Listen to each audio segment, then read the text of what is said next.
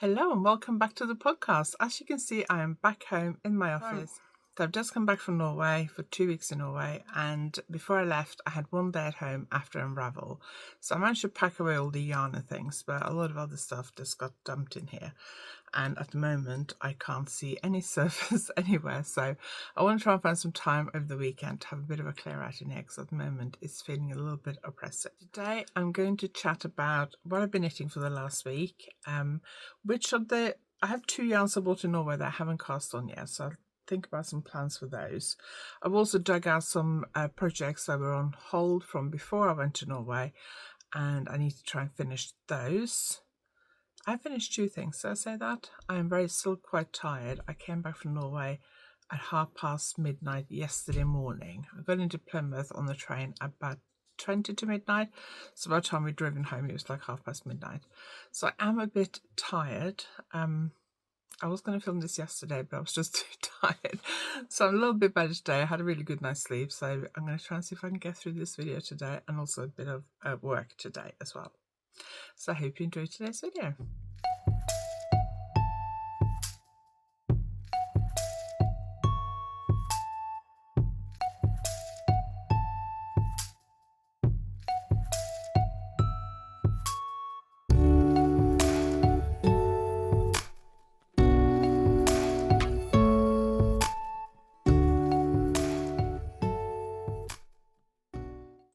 If you are new here, my name is Anniken. I design knitting patterns. I teach knitting workshops online and in person, and I sell yarn through my website YarnAddict.co.uk. My website has now reopened, and I do have a special offer just to kick it off again after I've updated it and everything after Unravel.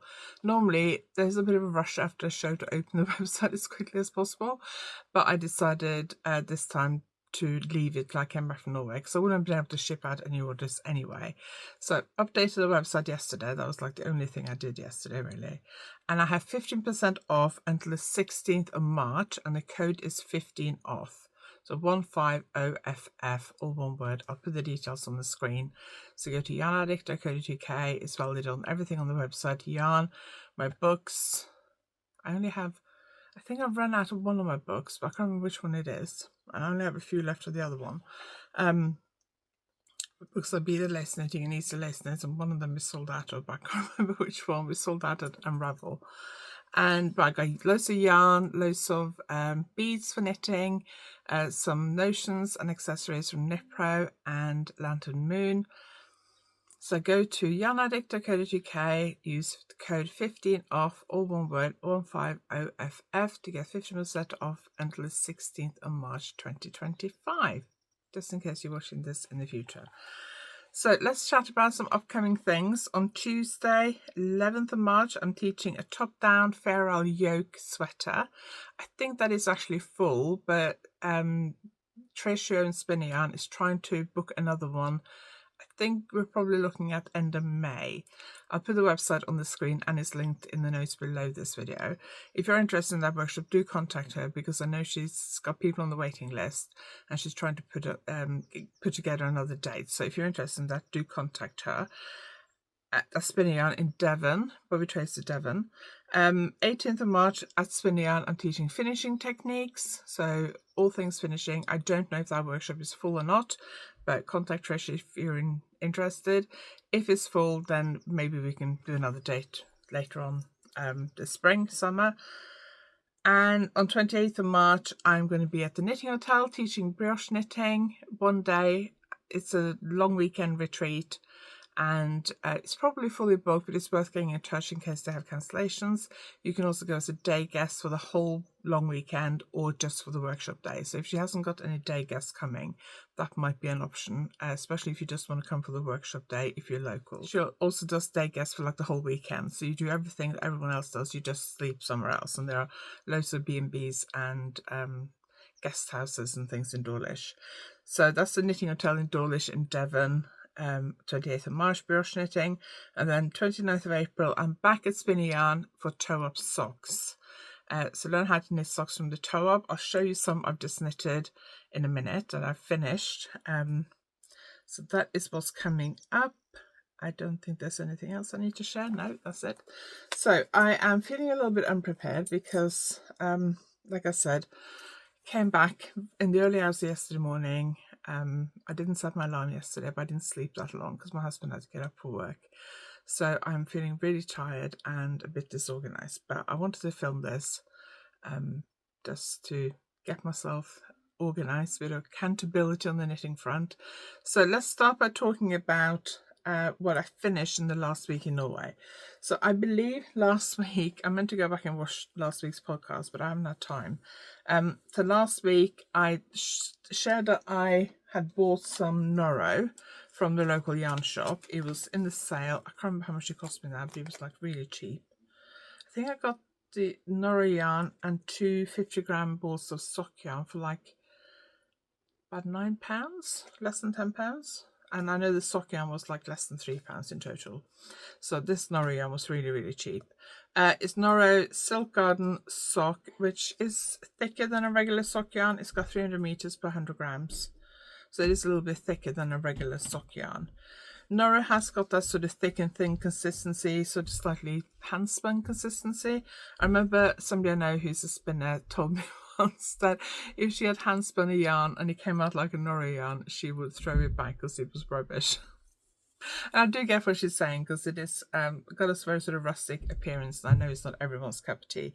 I'm going to re-knit this in another yarn, probably in a 4-ply yarn, 100-gram 4-ply yarn. Which would be 400 meters. But this is what it looks like. Very simple, shallow, asymmetrical triangle. I wanted to do asymmetrical because I think that works really well with the stripes. It has picots on the edge. I don't know if you can see that. Picots on the edge and picots on the cast off edge. And I haven't blocked this yet, so I need to block it. My plan was to try and block it like yesterday, but I just didn't have the energy. So we'll see how big it ends up, but you can just kind of fling it around your neck like that. A nice little scarf, not too big. I do like these colours. The 2 things I knitted in Norway, I'm thinking about giving one of them to a friend for her birthday, which was in January, but I haven't seen her for since before Christmas.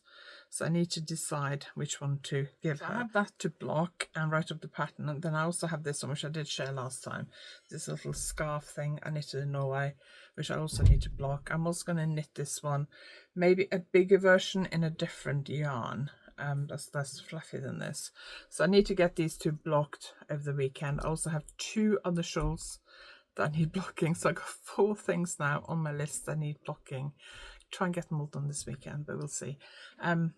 So that's the main thing I knitted in Norway. I also finished the socks I was knitting last week, the opal yarn that I bought in Norway. I finished those while I was in Norway and actually left them there. So I filmed a little bit before I left, so I'll show you that now. But also the video I posted on Tuesday this week was on those socks. This weekend I was, I think I was just checking the first sock I knitted out of this opal yarn to see how many, just to double check how many rounds I'd knitted or something on the foot.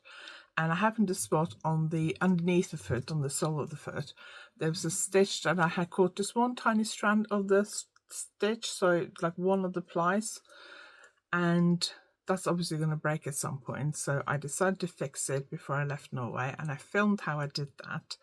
And that video was out on Tuesday this week. So if you haven't watched that, do go and watch it. And then I just filmed a little clip on the socks, and then I actually left them behind in Norway because I wear socks every night, and I have 1 pair of socks in Norway that I leave there. And I decided I could probably do the 2nd pair. So those socks got left behind in Norway. So here's the clip showing you what they look like. So I finished these socks while I'm in Norway, and I'm leaving them here. I used my Aventura sock pattern, top down, with a swirly toe and swirly afterthought heel. Very happy with the pattern, very happy with the socks. I'm going to leave them here because I need another pair of socks to leave in Norway. The yarn is opal. That's the label, and it is it's a 4-ply yarn, fingering weight yarn, and it's colourway 11337. Got in the local yarn shop. I'm very happy with them. On the last few days I was in Norway, after I finished that Norway scarf, I cast on for a pair of socks. I got this yarn in Norway. Have I got the label here? No, I think I forgot the label. Yeah, I think I left the label downstairs. It's called something. It's a yarn I've never heard of before. It's a Swedish yarn. I will look it up, what it's called, and I'll put it on the screen because I left the label downstairs in the project bag. But it's a Swedish yarn. It's not the yarn I've ever heard of before. But it was in a basket in the local yarn shop outside the local yarn shop on their porch. They have baskets of discontinued yarn or discounted yarn. And this was 20 kroner per 50-gram ball, which worked out at the current exchange rate for the two 50-gram balls. So for 100 grams, it worked out at 280, 290 pounds, so less than £3. So I cast on for one sock, I think before the weekend or over the weekend, I can't remember. And I finished that before I left. Have I put this on the right way? No, I haven't. I was thinking this doesn't look right on this sock blocker. Let me just put it on properly. I put the foot bit on the leg part of my sock blocker. But on the other one, right, yes. So this is the first one I knitted, and I thought this yarn would knit up a self-striping yarn, which it is. But I knitted a toe up, and you can see at the toe it's got this kind of weird flecky thing. And I was like, oh, I'm not sure if I like this. It's going to knit up like that all the way through. But no, then it went into stripes. So it's got stripes, and then it's got this weird bit, and then it's got stripes. So it's a bit kind of variegated, stripy.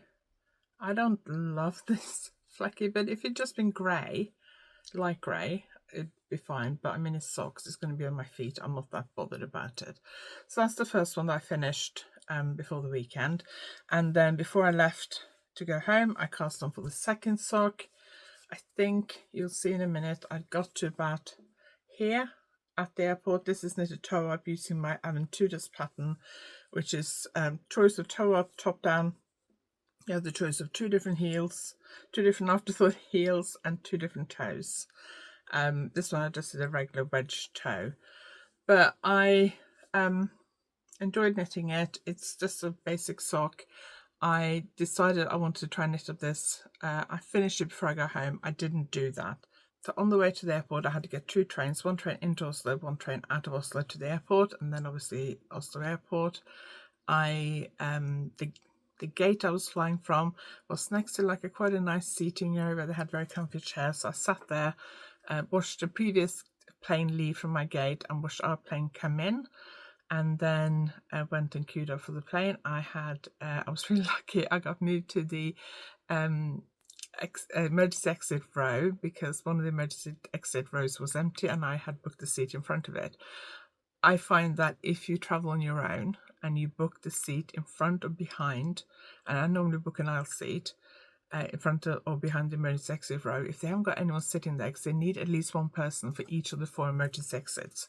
So they will quite often ask you to move if you are an adult who looks like you're able-bodied and you are traveling on your own, because it's easier to move you. So I got moved to the emergency exit row.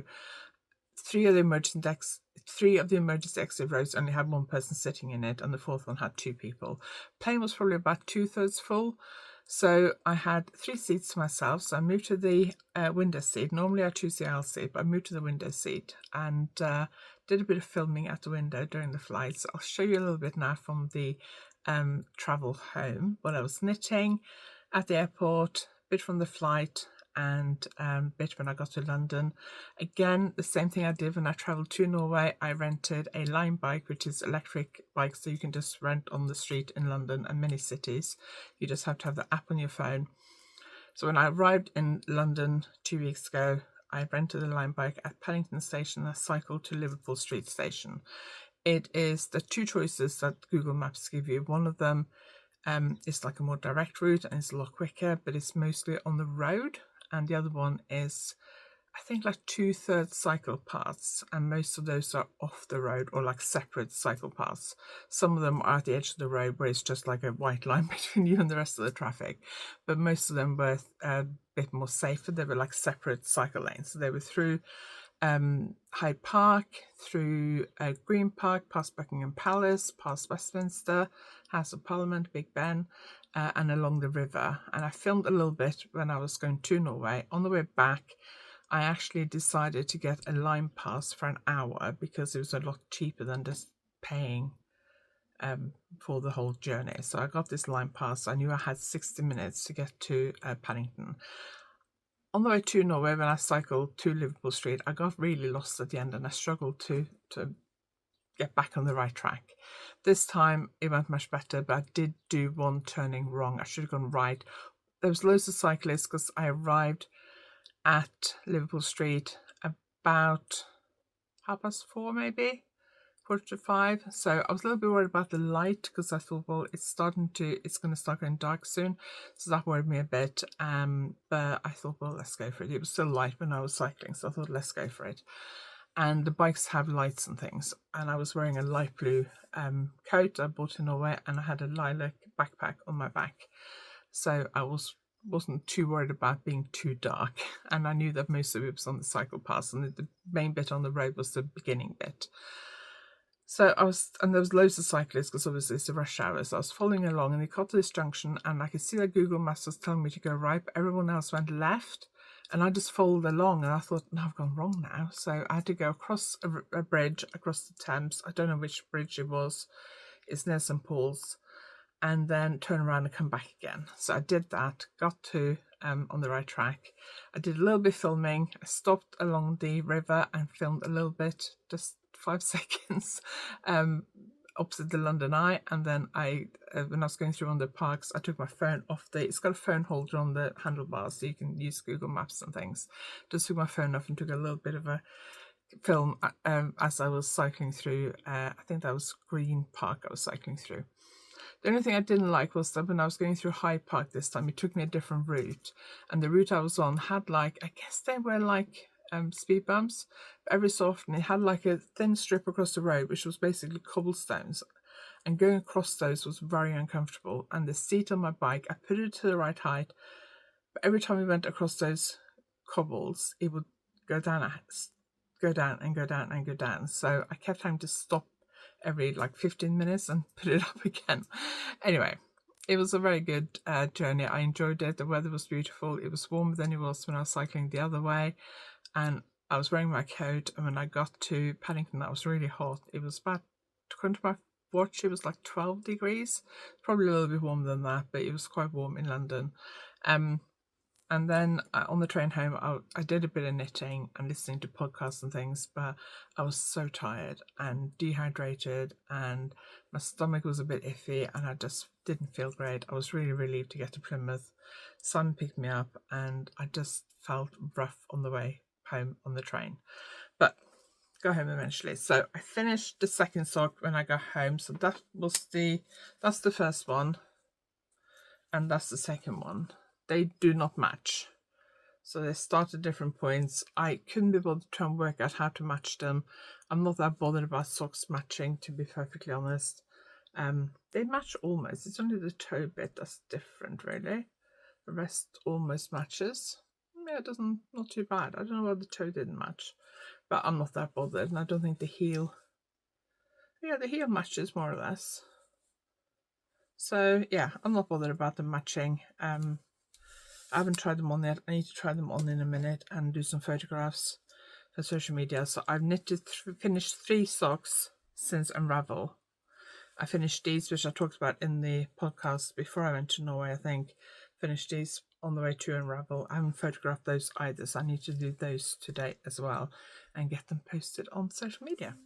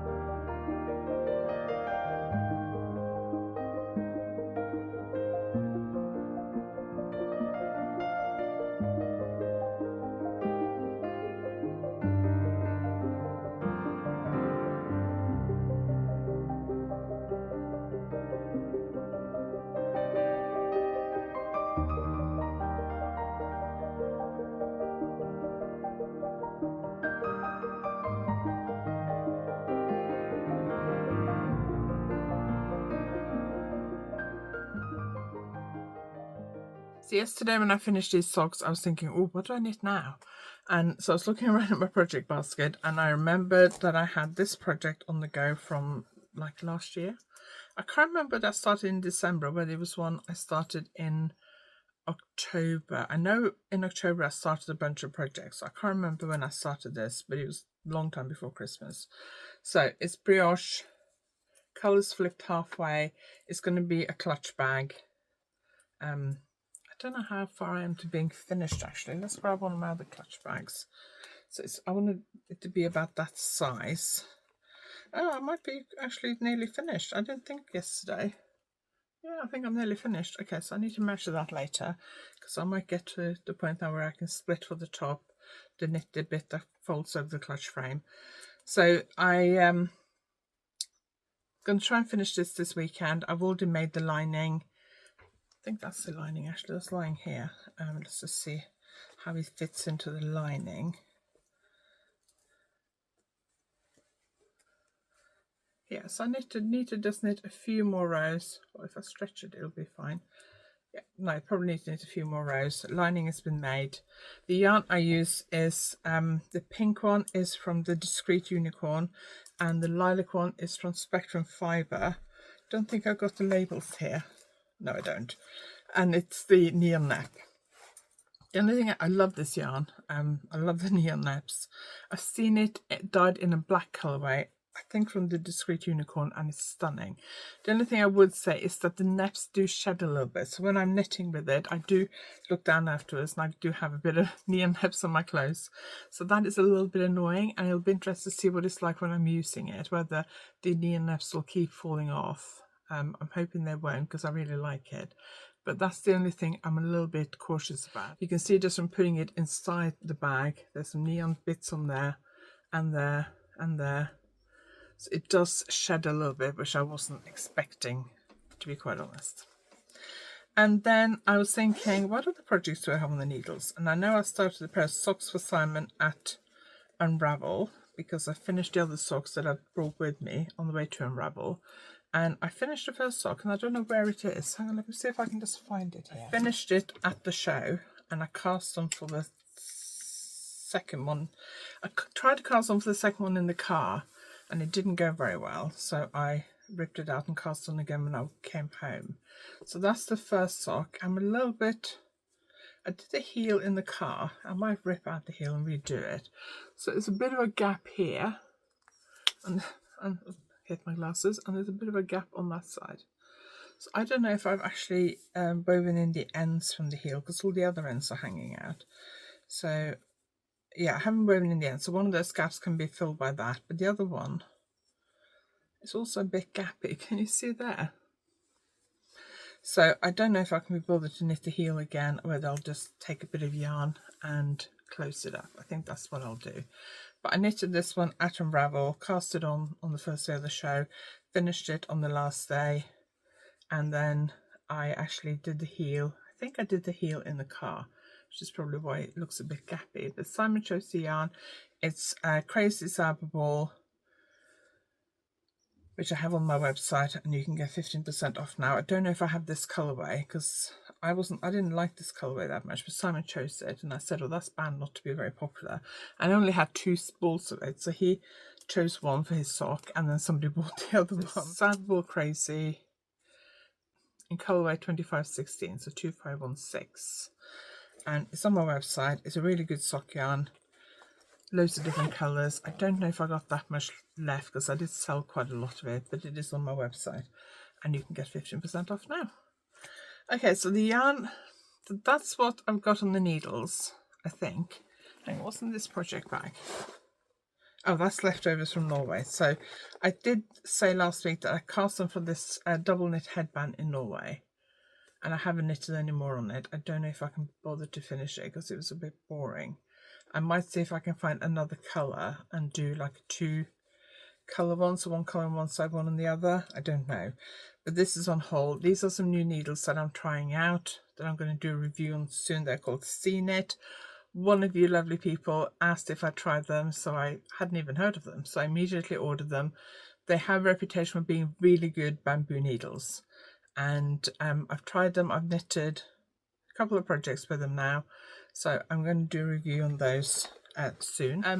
While I was away, I ordered some Cherry Forte needle tips from Pearlessence. They arrived yesterday, I think.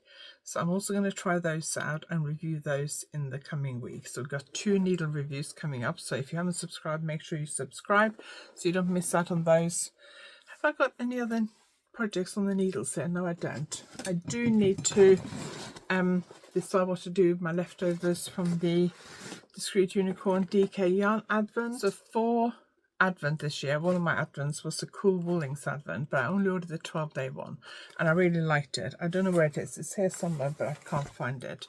But after Christmas, a lot of the indie dyes do like a where you can order their yarn Advents if you miss that out, because by that point you can see the whole thing. So if you think, okay, quite fancy getting a yarn Advent, but I'm worried about the surprise aspect of it, because obviously you don't know what you're going to get.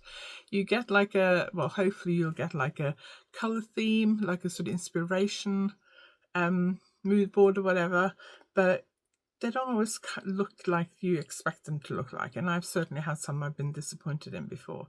So I really like the Cool Woolings one, but I only got the 12-day one, and when I saw the rest, the full Advent, I was like, oh, I really wish I'd ordered the whole thing. So I ordered the rest. I had one day 1 to 12. I ordered 13 to 25 because there's 13 here. So I need to work out which order to put these in, but those are the ones I was missing. Let's take this out of the box actually, because I don't need to keep the box. The other ones are in the original Advent box, which is here somewhere. So what I'm going to do is I'm going to get them all out and put them in the correct order, because I don't think I'm going to knit them in the order they came in. I actually prefer these 2 halves. That one is really nice. That one would be really good on its own, I think. But I may change the order a little bit and work out how it works out with the one I've got already. But I might do a separate video on that, because I think there is a lot of talk about Advents and, you know, do you knit them in the day order? Do you wait till you've opened all of them and rearrange them in the order you want? So I'm going to do a little bit of a video on that. But it is a 4-ply yarn and it's a sparkly base. I got the sparkly base for Christmas for the Advent one, and then when I ordered this, I forgot, and I ordered a regular sock one, but I emailed her and said, can you switch it for the sparkly base? And then I didn't hear anything, so I wasn't sure. So I was really pleased when I opened it and it was the sparkly base, because that's the one I wanted. So I will put it together with the rest of the Advent in the next couple of weeks and film a separate video on that, and then I need to come up with a new design for that. It's not super urgent, because it may be a pattern I don't release till next autumn. I don't know. What do you think about Advent patterns released at this time of year, like spring, summer, or do you prefer them to be released like just before yarn Advents come? You don't have to do this with just the yarn Advent. You can also use any kind of mini skein set. So a lot of indie dyes do mini skein club subscriptions and things like that. Or you can just use a regular yarn. It doesn't have to be a mini skein set. But I don't know whether to start working on that soonish or whether to leave it. I haven't decided quite what to do for it, so I need to decide that first as well. So my main priorities this week is to finish that brioche clutch and the socks for Simon. And then I don't think I've got anything else on the needles at the moment. Can't remember. I don't think so. And then I would like to start another sweater for myself. I really like to knit one using Manos Uruguay Merino. That's a pure merino, but it's a singles yarn. I'm a little bit worried about how it's going to wear as a sweater. It's perfect for shawls, but I'd be interested to see how it wears as a sweater. And for my size, 200 grams, so 2 skeins would probably be enough. So I have some left over from my shawl that I can use for swatching, and then I need to decide on which colour to use. So I want to try and work a little bit on that over the weekend, at least try and knit the swatch and decide whether I want to do it or not. And if I do, cast it on next week. And then I got some upcoming magazine designs that I need to get started on. I've had some yarn arrive for various things. Some of them aren't due for a while yet, but I need to just plan ahead a little bit and decide what I'm going to knit and what I'm going to ask my sample knitters to knit. and get started on those as well. And I got loads of work to catch up on from Norway. The 2 yarns I bought in Norway that I haven't cast on yet is this one, which is the Mohair from Mohair by Canard. Got that in Garntopia in Oslo. I don't know what to nip with this. Don't know what to cast on for anything now, ready to wait. And then I also got this one, which is from Lang Yarns, Millicalory Sock and Lace Luxe. I think I can get this one wholesale, so I might cast on for something with this next. I might check if I can get a wholesale, and if I can, I might actually do the Noro scarf re-knitted in this for like a standard 4-ply version, which should be slightly bigger. So that might be an idea, but I need to just check if this is still available from my wholesaler, because I like to knit it up in the yarn that I stock, so that when I display it at shows, I have yarn I can recommend with it. So I might cast that on, because that's a fairly quick and easy shawl that I can knit on when I'm out and about and stuff, at least at the beginning. I have a mosaic scarf that I had the pattern for Unravel, but I haven't released the pattern on Learn yet, so I'm planning to release that next week. I was thinking about doing it today, but it's just going to be too much. I need to edit this and upload it and write my newsletter and schedule that for this afternoon, and then catch up on some emails. And I think that's enough work for today, and I want to go to the gym this afternoon. So I think that's enough work for today. So I'm going to release a mosaic scarf next week, and then I have a little clutch bag to also release, which I'll probably do the week after that. So there are some upcoming patterns coming.